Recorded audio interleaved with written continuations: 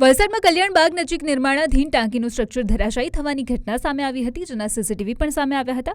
સાથે જ એવી પણ વિગતો હતી કે અહીંયા તે જ એજન્સી કામ કરી રહી હતી, જે સુરતમાં સમાન દુર્ઘટનામાં સંડોવાયેલી હતી.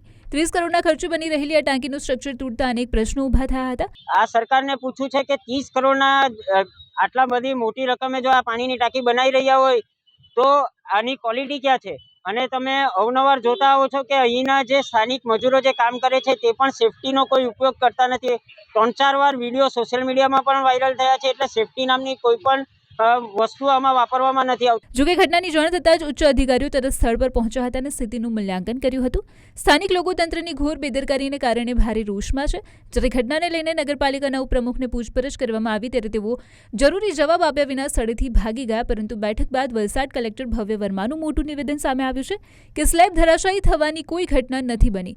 માનવીય ભૂલના કારણે શટરિંગના પતરા નીચે પડ્યા હતા. સ્લેબને કોઈ મોટું નુકસાન નથી થયું. વલસાડ કલેક્ટર ભવ્ય વર્માએ હાલ તપાસના આદેશ આપ્યા છે.